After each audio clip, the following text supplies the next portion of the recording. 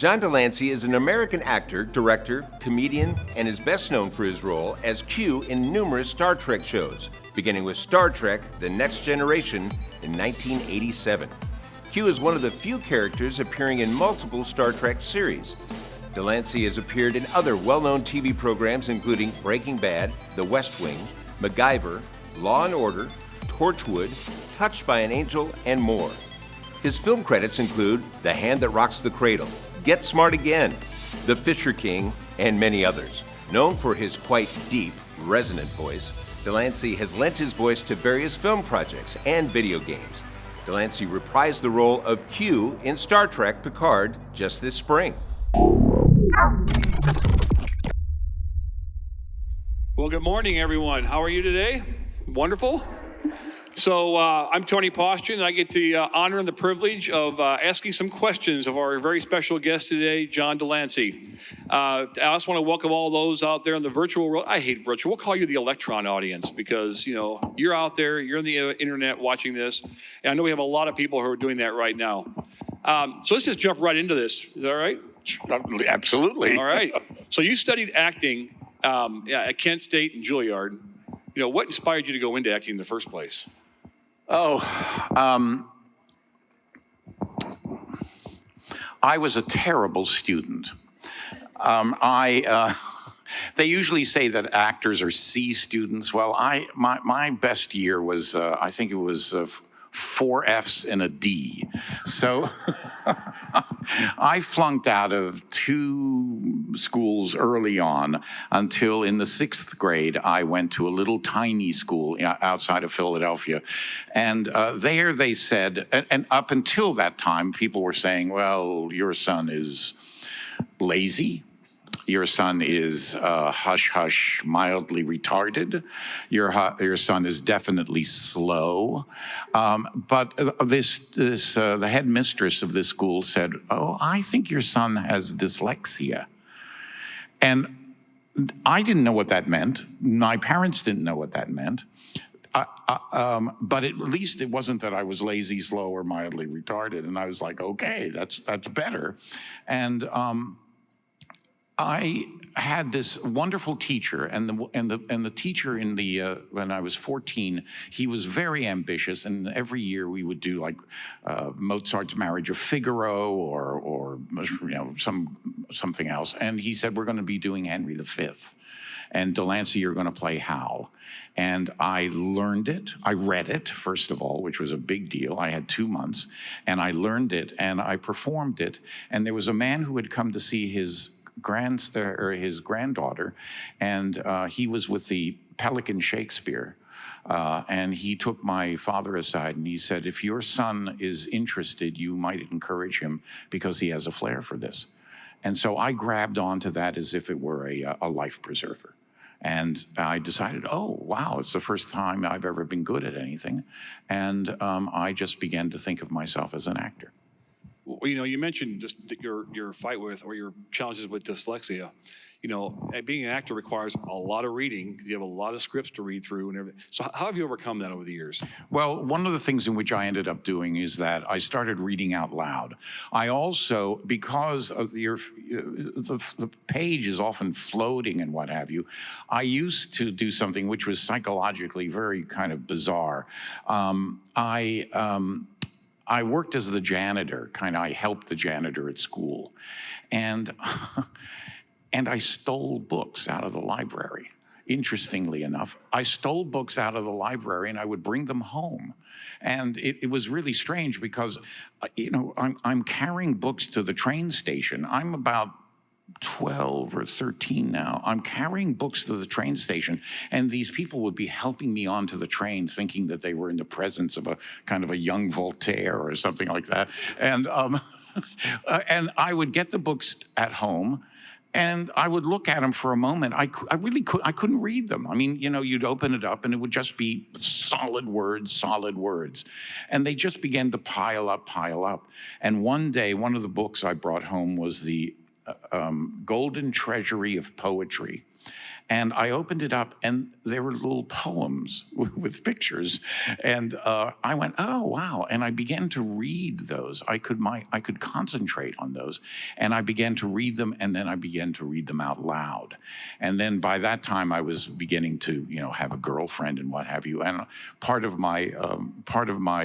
the dating process is that she had to listen to me read out loud, because I realized I need to get good at this. I need to be able to get better at this. So, okay, so after college and your training to be an actor, what was your first professional acting gig? Oh, my first job out of Juilliard was with the American Shakespeare Festival up in Connecticut. Yeah. Yeah. What's inspired you over the years? I mean, so again, you've done a lot of different types of roles. You have had a long career from college to now. So, what have been some of your inspirations, especially in your younger years? When you're starting out. Well, I actually enjoyed watching movies more than I enjoyed watching plays. And so, I'm going to name a lot of the people who I thought were fabulous actors, and most of the audience is not going to know them. Adolphe Menjou, Clifton Webb, character actors in the movies of the 30s and 40s that I would watch and really, really kind of examine. Those were the people who I enjoyed. And then, of course, Boris Karloff. And I would go to the movies constantly. I just went to the movies all the time. So. You've been in tons of roles over the years in movies and television. I mean, a long, long list. And, sometimes an actor, without naming any names like Ryan Reynolds, will play the same character in every movie he's in. I mean, literally, he acts the same way in every movie. You've not done that. I mean, your roles have changed, and you've changed characters, and your style changes. So how do you get into a character? How do you change like that? Wow, you're asking real acting questions here. Everything that you read has a vibration. And it speaks, and you let it speak to you. You have to take the material and you have to filter it through yourself. If you do not bring yourself to the role, there's no point for you to be playing. So if we have 4 people here and 4 people there, and they all have the same sides, as it were, to read. If they just read the material and don't bring themselves to it, then you just kind of go, okay, next. And then all of a sudden somebody connects. And so what you are looking for is the ability to connect to the material. Interestingly enough, in a way, you are always playing yourself. But if you think of yourself as having many different parts. And we do have many different parts. Every day we play a different role. And, mom and the teacher and mom and the cook and, all sorts of different things that we try to accomplish every day. So I try to find that part of me that could be like that. I have played a lot of characters that are really despicable characters. One, which I'll mention to give you, is it all right that I kind of wax on a little bit like this? Okay. Is that I play the character of Bibao, who was he was a Nazi. He belonged to the Nazi party, and he ran the ghetto of Lodz. And he interfaced with the mayor of the ghetto of Lodz, the Jewish mayor of the ghetto of Lodz. His name was Rumkowski. Bibao was only interested in one thing, that the ghetto produce as many blankets and as many, pots and pans for the German army as possible, using the people in the ghetto of Lodz. And Rumkowski was only interested in saving his people. Into this comes the final solution. And now both men find themselves at odds, because they go, well, what do you mean? I'm going to lose 3,500 possible workers that are going to be sent off to Auschwitz? How's that possible? So I'm playing this role, and I'm having a difficulty playing it in such a way so it's not just a monster. And I'm looking for what is it that would be, how could I enter this character through myself.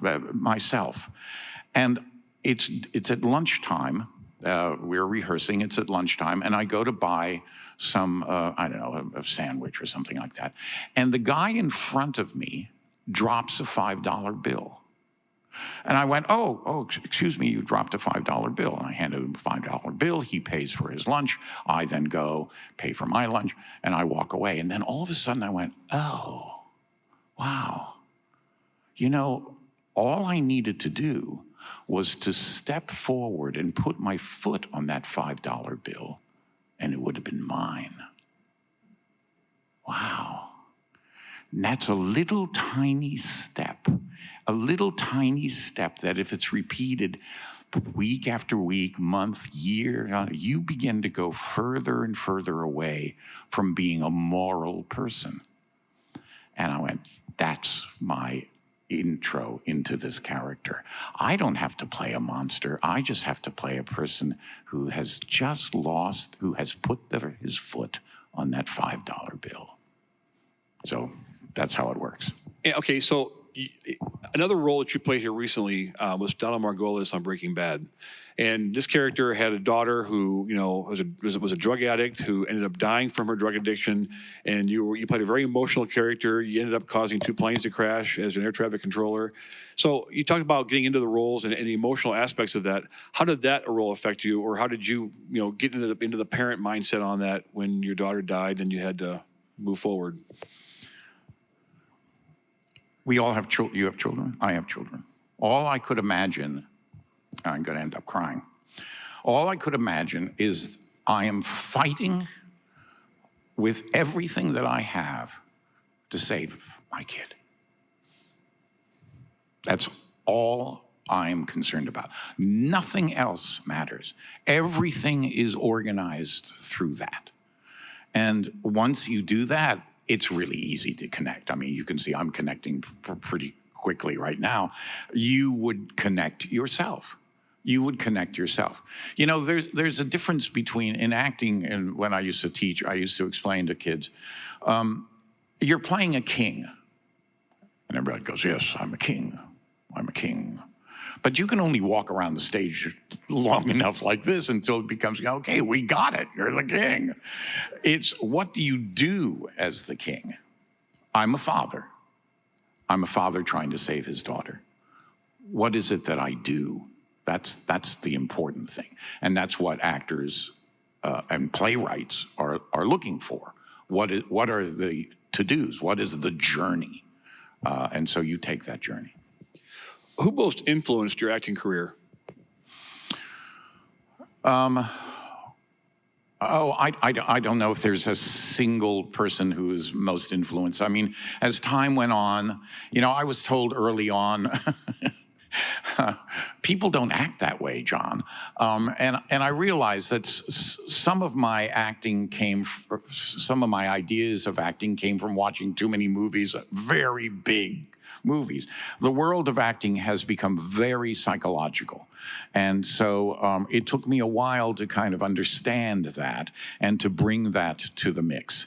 I have learned by watching and observing and being a young actor, and then as time went on going, ooh, that person is doing it.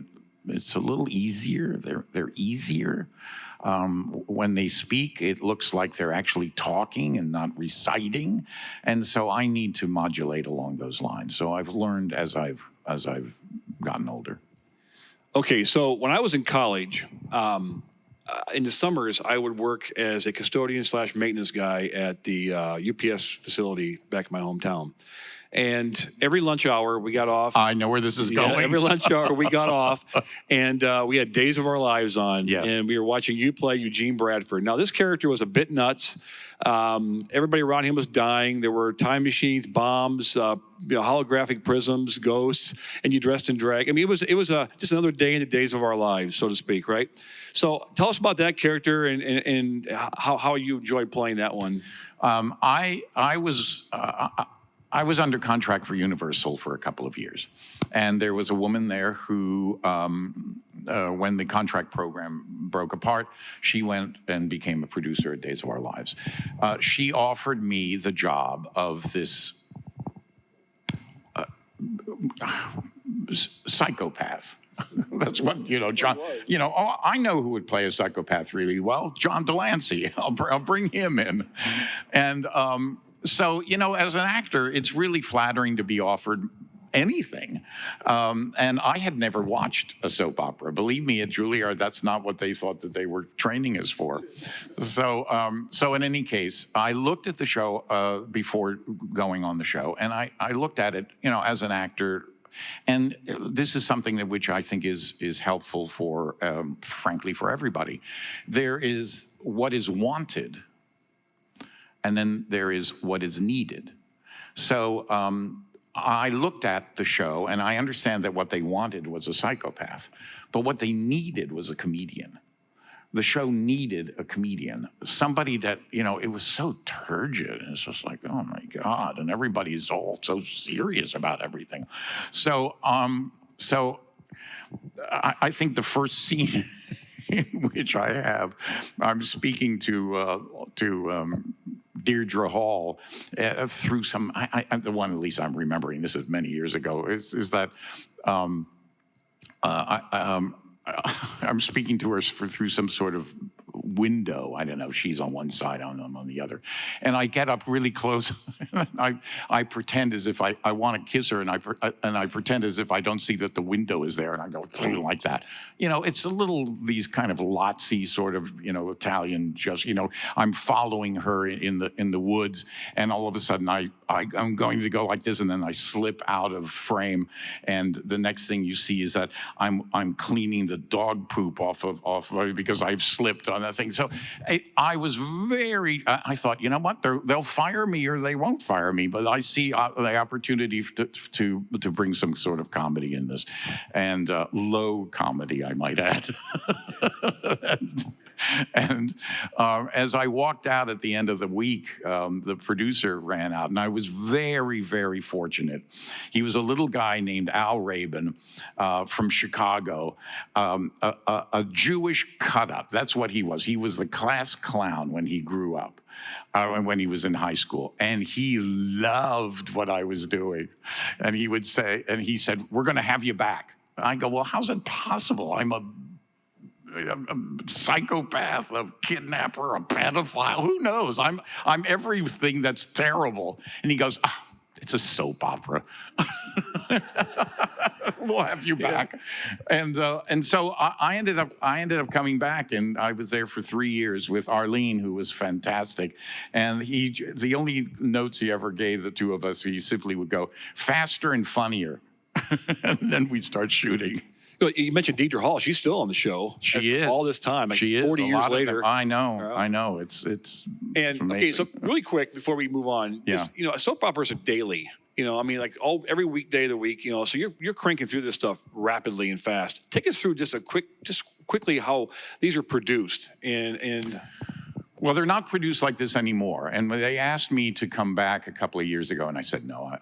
I mean, first of all, I don't think you can go back. It's very difficult. Of course, I say that, and no, we're going to talk about Picard. But you have to be really, really careful about not trying to recreate. That's a terrible trap to get in to. This is how it used to be.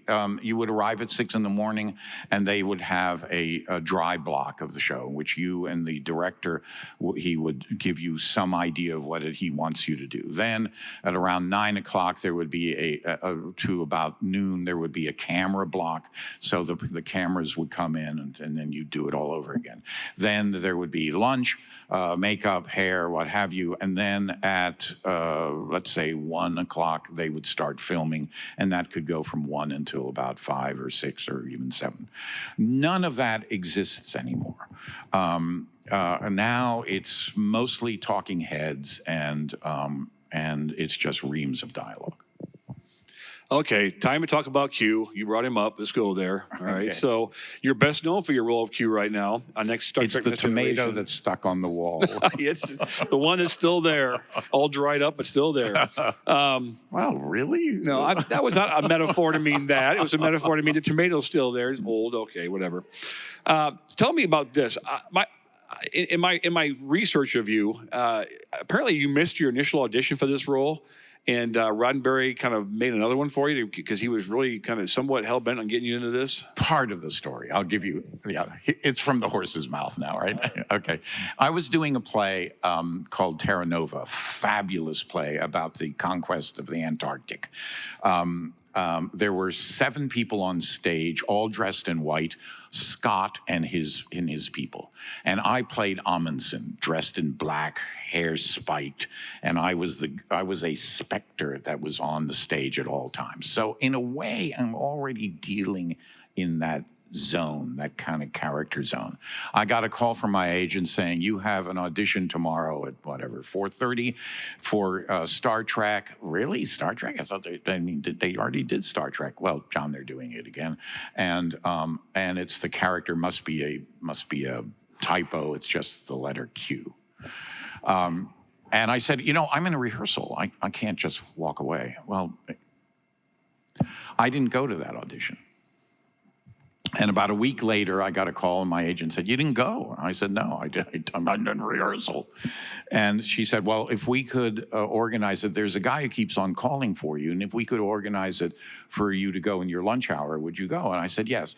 Now, understand, I have a lunch hour, which is an hour, and I'm rushing from the Mark Taper Forum, which is the main theater in Los Angeles, up to Paramount. I walk in, and I walk right into the room, and there are a bunch of people there. I mean, a bunch of people.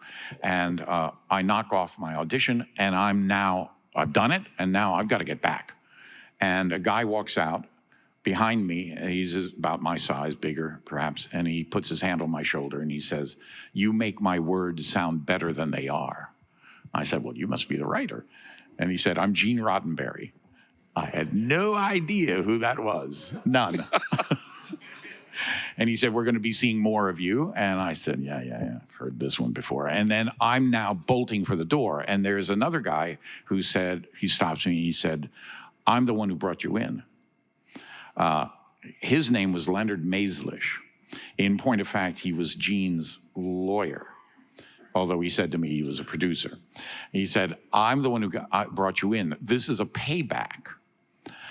I said, what?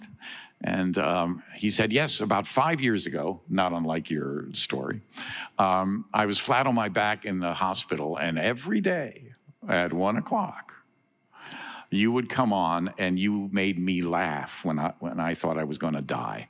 And I figured if I had an opportunity, I would give you a shot. So just to extend this a little bit longer, he said, now I'm asking for the first time, when is this shoot? And he gave me a date, and I go, that's not going to really work out for me because I'm doing this play, and then this play we take it to Japan. And he goes, you should get out of the play. This will be far more important to you. So I said, now this is in 6 weeks from now, right? And he said, yeah. I said, well, let me ask you a question. What if I did that, and then in the next 6 weeks, a job better than yours comes in? Should I say, should I get out of your job? And he goes, okay.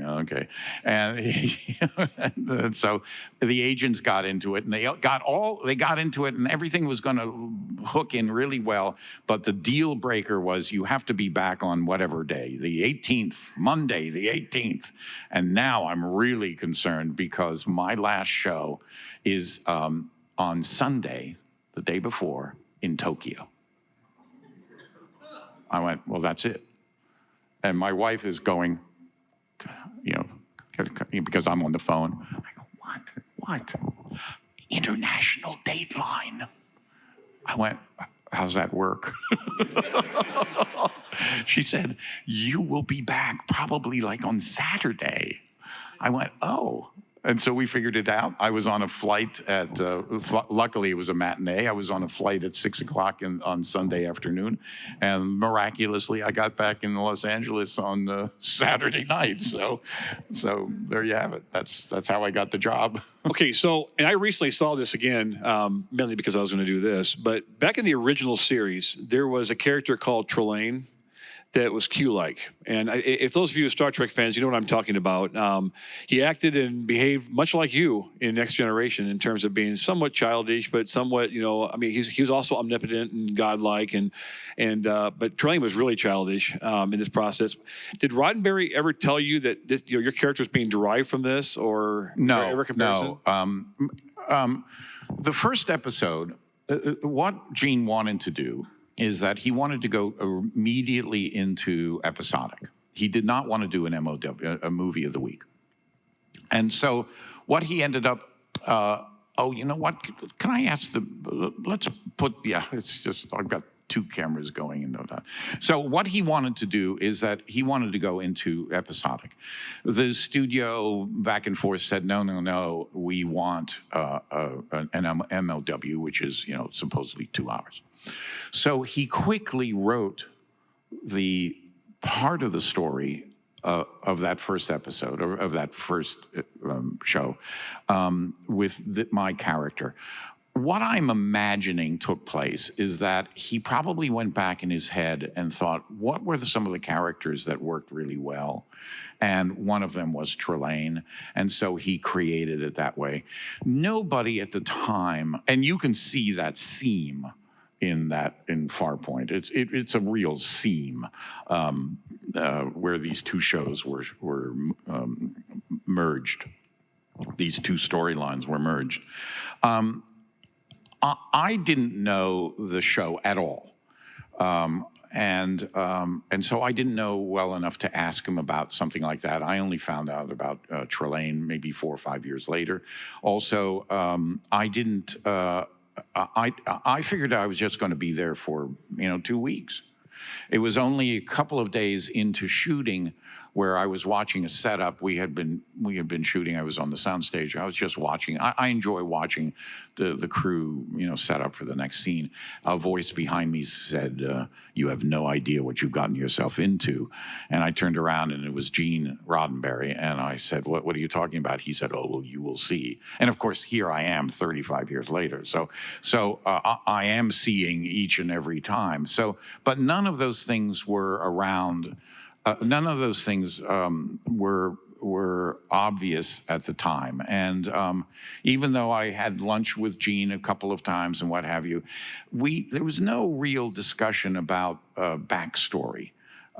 So I don't know what my association is to this other character. So you've literally appeared on 5 different Star Trek series. I believe you've been in Next Generation, Deep Space Nine, Voyager, Lower Decks, and now Picard. In fact, this season 2 just literally started last week. Let's show a clip of from season 2. Varys? Varys? Varys! What the hell is happening here? Excellent question, Jean-Luc. Oh dear, you're a bit older than I imagined. Mon capitaine, how I've missed you. Q. Welcome, my friend, to the very end of the road not taken. Time has been broken. We can save the future, and I will get us home together.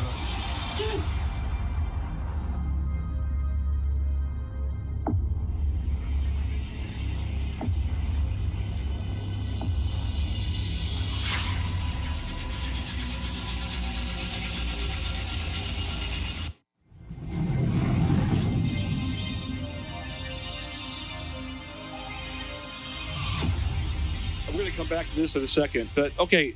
So during your Next Generation days and working with Gene Roddenberry, talk about him briefly as a leader of this process, because he's a very imaginative, very creative man. Can you talk about working with him a little bit and what it was like to watch his creativity? I came on, just to backtrack for a second, I came on to do one show. When Gene said to me, "We're going to be seeing more of you," he said, "I'm going to have you come in 6 or 7 times a year." then the second time I arrived, he said to me, you know, we actually can't do that. It doesn't make sense. And it didn't make sense when he had said it. For those who know the play Romeo and Juliet, and I had, as a young man, had played Romeo twice, there is a certain thanklessness about the role because there's the character called Mercutio, who everyone loves. And he's just, you know, he's very flamboyant and he's got the best jokes and what have you. And then he dies. But you can't have a show where you have a character as mercurial as Q and be able, it becomes then the Q show. So he rightfully said, you know what, the second time around, he said, that's just not going to happen. I went, I'm not surprised. I did not have many discussions with him at all. There was only one time where we were working, I mean, we were actually shooting, and I said to him, listen, I want to make part of this conversation to reference a higher, that as if there were many of us. And he went, yeah, okay. So it was as on, you know, as unthought of, as it were, unplanned as that. And then the only other conversations I really had with him were about airplanes, because he was a major airplane guy, and I had written a script about the Pete and Pole air camper. Do you know what that was? Yeah, it's a kit that you could buy in the 20s and make an airplane, and you provided the Model T Ford engine, and I had written a script on about it. So I really wanted to talk to him about that. I wasn't all that interested in talking to him about Star Trek. Yeah. Well, you know, in science fiction, creativity is often expressed in different ways. And over the decades, the ways in which they express the creativity have changed, mainly because of CGI. CGI has really helped a lot in telling stories today. In fact, one of the questions I know you've been asked a ton of times, because I've heard you in interviews talk about this, you know, being the omnipotent Q, you know, who's, you know, all being, all knowing, you know, godlike, should never age, right? Well, how are they possibly going to deal with you, you know, in this show where obviously you have aged, and I said you did this back in the 90s. I know, surprise. So how do you do this? So I thought what they did was brilliant, and I have a clip of it. Let's show it right now. Capitan, how I've missed you. No. Oh dear, you're a bit older than I imagined. Let me catch up. There, now we're even. Q. God damn Q. That's the first time I've seen it. I know. That's why I showed it to you. Because you told me the other day you had never seen it yet. Yeah. Okay, so the purpose of this event is to inspire people to higher levels of creativity, imagination, innovation, et cetera. That's clearly part of Star Trek, but it's also very much part of what you do in your life every day. So how do you get yourself into a creative mindset? I mean, what do you do to become more creative, or think about, you know, how you can change things or modify how you do things in a more imaginative way? Well, I work from project to project. And I decided early on in life that being in a state of being creative was really what I wanted. That made me feel the best. So it made sense that would apply to when I was acting or directing or what have you, but it also could apply to other things. I mean, to being with my grandson, you know, to making a meal. In other words, as long as I stopped thinking of it as just road work and started thinking of it as the infinite possibilities, even if it was just a little bit, it kind of lightened the experience and also made for things to be, it gave an opportunity for things to be fresh and to have a little bit of wonder attached to them. If somebody told you back when you were at Kent State that you were going to one day become a Star Trek or even a sci-fi icon, how would you respond to that? Not in a million years. I mean, somebody said to me, actually, it was 3 or 4 years into Star Trek. They said, "Well, you're kind of like, you know, a major force in science fiction." I went, "Really?" I was in San Francisco, and somebody stopped me on the street, and they flipped over and they said, "Would you sign this?" And I went, "What is that?" And they said, "Well, it's your action figure." Or there was another time when we live on the side of a hill, and so our house is here, and you have to go up some stairs to where the parking area is. And we were, you know, as a family, we were a little late, so we're rushing up the stairs, and my wife is in front, and our younger son, and then me, and then our older son, and they, you know, they're, I don't know, whatever, you know, 8 and 6 or something like that. And all of a sudden, the son that I'm kind of have control of, supposedly, says, "Oh, I've got to go," and he starts rushing back down. And no, the first thing he goes, "Dad!" And he bolts. He starts rushing back down. And I turn to my wife and I go, "Where's he going?" He was rushing back to the sandbox, and she said, "Oh, he's getting your action figure." So it's weird. It is weird. Gee, I want an action figure. What's been your most challenging role? Oh, you know, most of the challenging roles in which I've done are in the theater. I just played, not just now, it's about 2 years ago, I was given a role. Yeah, this is going back to the whole dyslexia thing.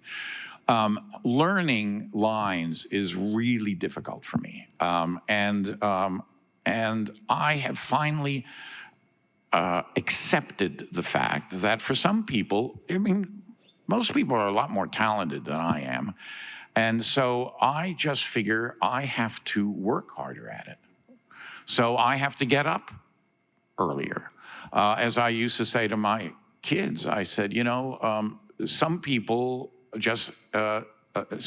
take longer to put their pants on in the morning. That's not what the issue is, though, guys. I'm talking to the kids. It's not how long it takes for you to get dressed. It's what you do with the rest of the day. That's really where it's at. So I just get up earlier. Metaphorically, and I just work at it harder. So I had a role which I played a very difficult, very complicated Trump-like character in where the speeches were enormous and there was no exit line, and there were only 5 of us on stage. And my last speech was 14 pages directly to the audience, which is every actor's nightmare. You know, you kind of, and I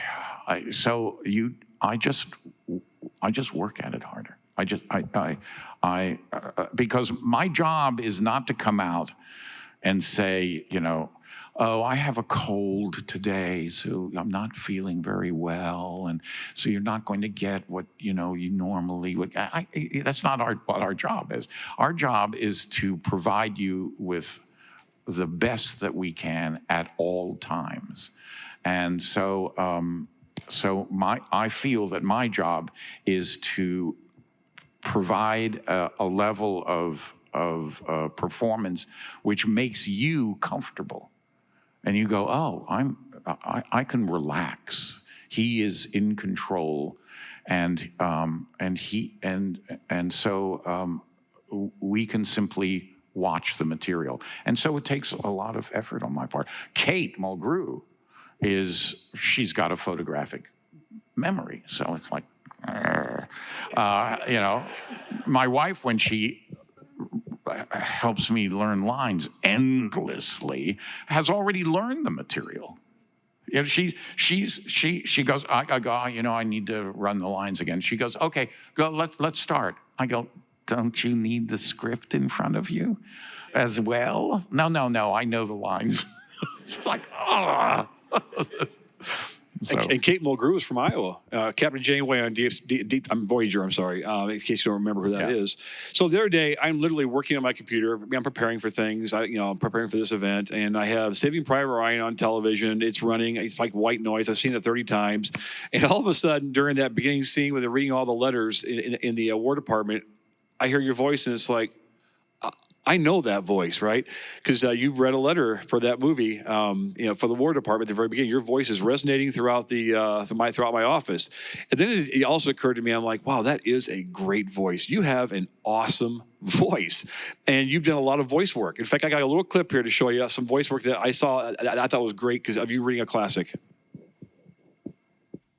Once upon a midnight dreary, while I pondered weak and weary over a many quaint and curious volume of forgotten lore, while I nodded nearly napping, suddenly there came a tapping, as of someone gently rapping at my chamber door. "'Tis some visitor," I muttered, "tapping at my chamber door. Only this, and nothing more." That was an Edgar Allan Poe piece that you did. So you do a lot of voice work, and you also do a lot of symphony work where you are narrating symphonies. Talk about that, if you would.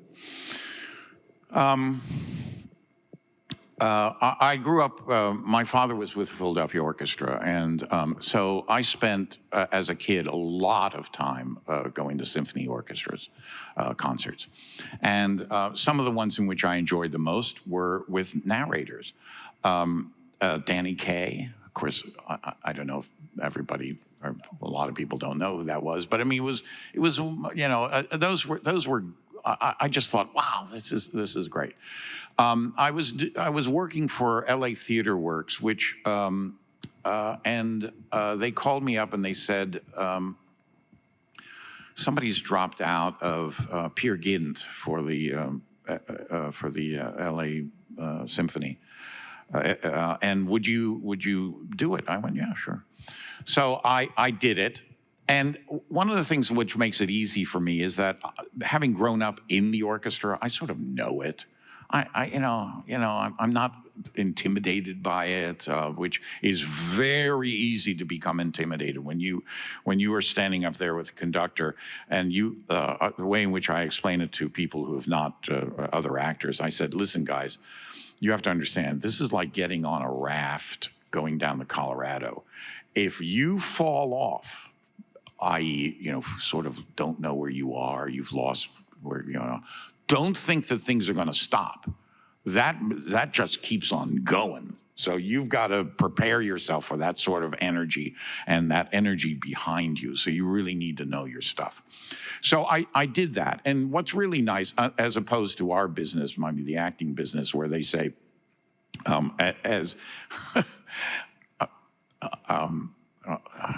telling a story inside of another story, but Michael Piller was the one who was one of the writers for Star Trek, head writer. He ended up saying, he called me up at the house and he said, John, I've written a new series.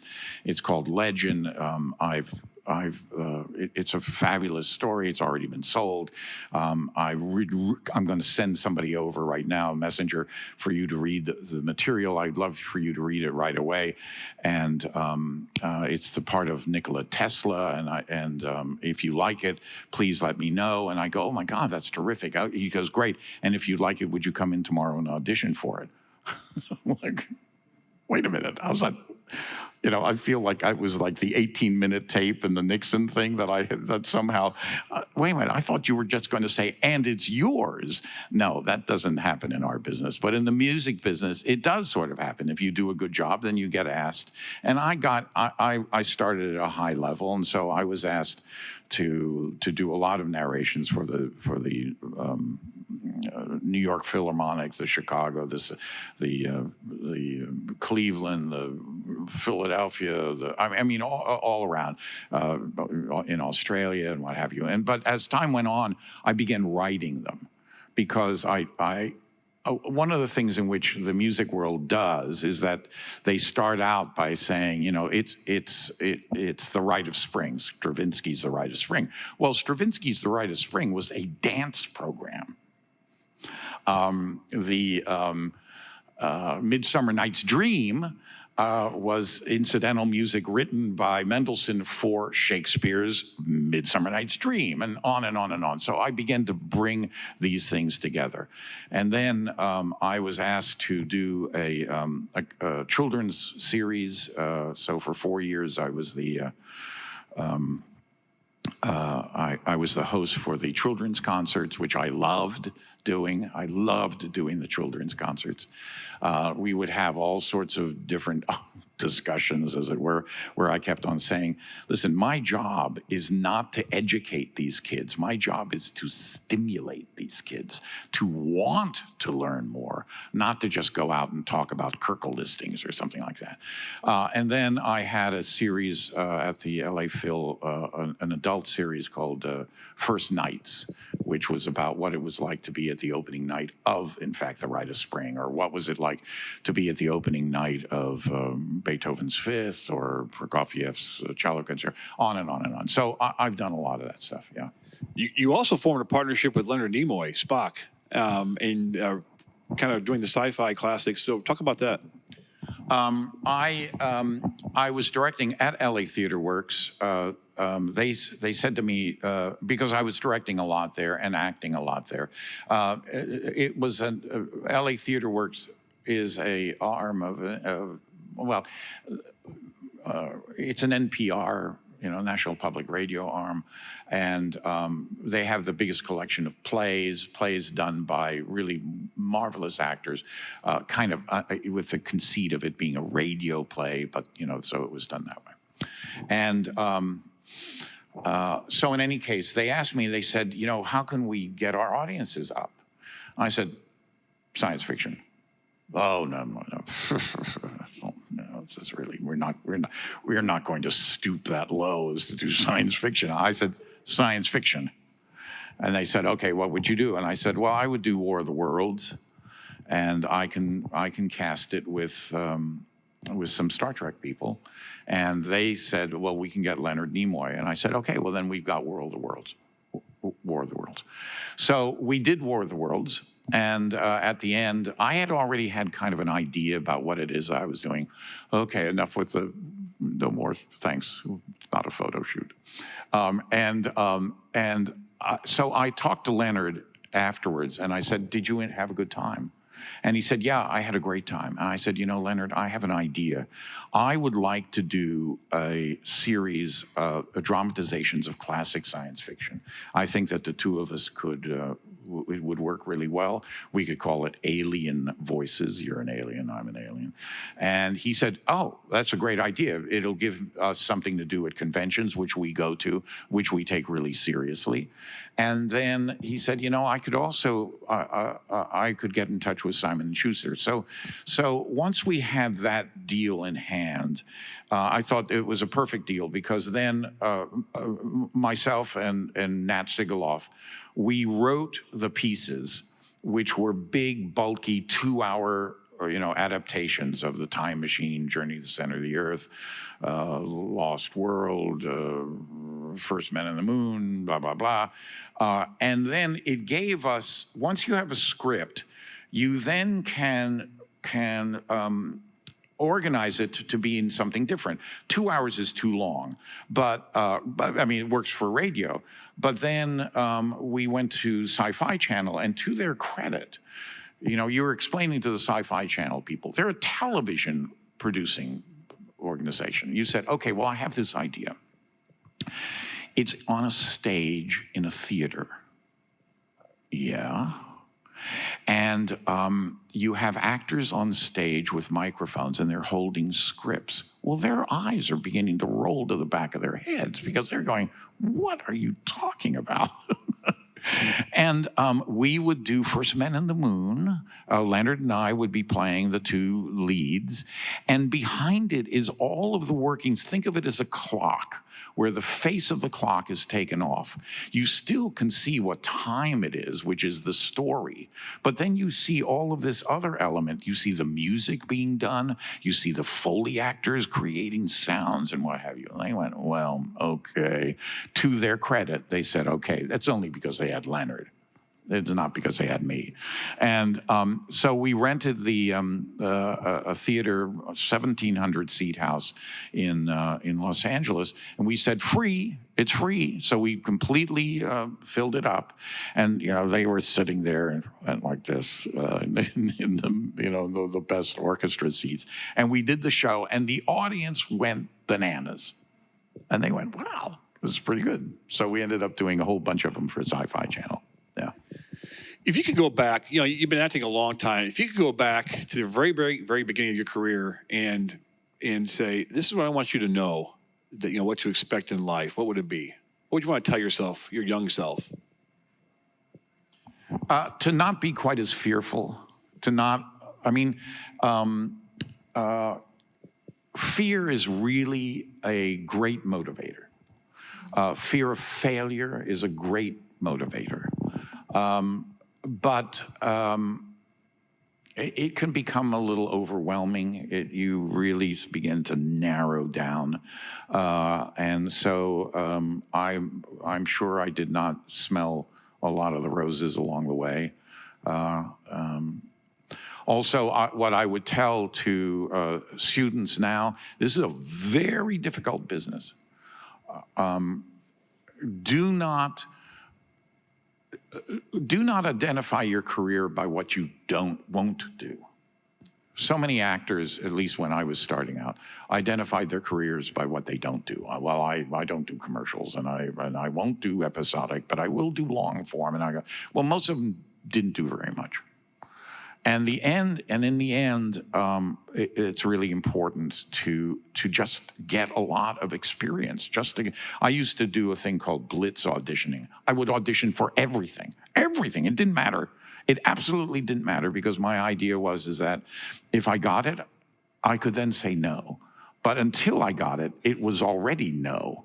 So I just needed to get good at it.